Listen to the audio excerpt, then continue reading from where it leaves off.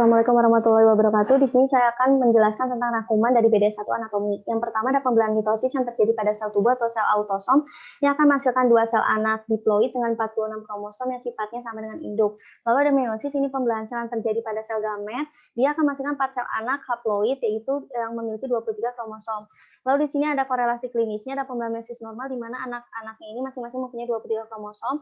Lalu ada non-disjunction, ini peristiwa di mana kromosom tidak dapat berpisah, bisa terjadi pada meiosis 1 atau meiosis 2.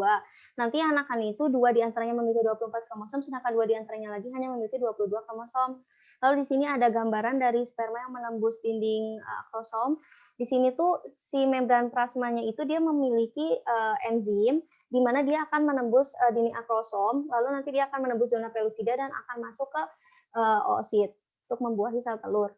Lalu di sini ada fase menstruasi dari hari pertama sampai kelima. Di sini terjadi peluruhan dinding endometrium. Lalu ada proliferative phase. Di sini pematangan folikel. Lalu nanti di ovulation itu nanti oosit yang udah matang, nanti dia akan keluar dari folikel. Di sini ditandai dengan LH yang tinggi. Lalu nanti ada luteal phase. Dia akan membentuk corpus luteum, terus dia akan merangsang produksi dari progesteron. Nah, progesteron ini fungsinya kan untuk menebalkan dinding endometrium. Di sini kelihatan tebal, terus nanti akan masuk lagi ke fase menstruasi. Dinding endometriumnya luruh kembali. Lalu di sini ada arkus faring. Nah, tiap arkus faring itu dia memiliki satu jaringan mesenkim.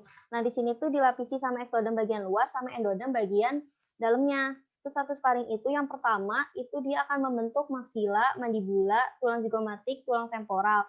Sama ada cartilagomecal. Nah, nanti cartilagomecalnya ini seiring bertambahnya usia dia akan menghilang, tapi ada 2 tonjolan yang akan hilang. Ini namanya incus sama malleus. Terus yang warna biru ini adalah arkus hyoid atau arkus kedua. Dia akan membentuk steps, proses styloid, ligamentum styloideum, sama cornuminus yang bagian atas dari corpus tulang hyoid. Terus yang warna kuning ini dari arkus faring ketiga, dia akan membentuk cornumaius dan bagian bawah corpus osteodeum. Terus yang warna merah ini dari arkus faring keempat, dia akan membentuk cartilago thyroid. Kalau yang 6 ini yang warna hijau, dia akan membentuk cartilago cricoid. Lalu sini ada kantung faring pertama dia akan membentuk cavitas tympani tuba auditiva, yang kantung kedua dia akan membentuk tonsilla palatina fossa tonsillaris, kantung ketiga dia akan membentuk kelenjar paratiroid inferior sama timus, terus yang kantong keempat dia akan membentuk kelenjar paratiroid superior sama corpus ultimobranchial. Lalu sini ada pembentukan wajah di mana ada prominensi yang terlibat, ada prominensi frontonasalis, terus ada maxillaris, ada mandibula di sini, terus sama ada nasalis mediana sama nasalis lateralis yang dibentuk oleh frontonasalis. Terus di sini juga ada placoda nasalis. Nah, placoda nasalis ini dia akan membentuk fovea nasalis atau lubang hidung. Nanti dia akan dilapisi oleh jaringan ikat yang menyelubungi si fovea nasalis ini. Bagian dalamnya disebut prominensia nasalis medialis, bagian luarnya disebut dengan prominensia nasalis lateralis. Nanti pada minggu ke-7, prominensia maxillaris akan menekan prominensia nasalis medialis ke bagian tengah, lalu nanti nasolacrimal groove-nya ini akan hilang karena si prominensia maxillaris sama nasalis medialisnya udah menyatu. Lalu di minggu ke-10 udah mulai terbentuk mandibulanya. Lalu tadi prominensia maxillaris sama nasalis medialis sudah menyatu di bagian luar dan dalamnya juga menyatu, disebut dengan segmen antar maksila. Dia akan membentuk filtrum bibir, gigi insisif depan ini, sama ada palatum primer. Lalu ada pembentukan palatum sekunder. Palatum sekunder itu dia dibentuknya oleh prosesus palatinus lateralis sama prosesus palatinus medialis yang bersatu.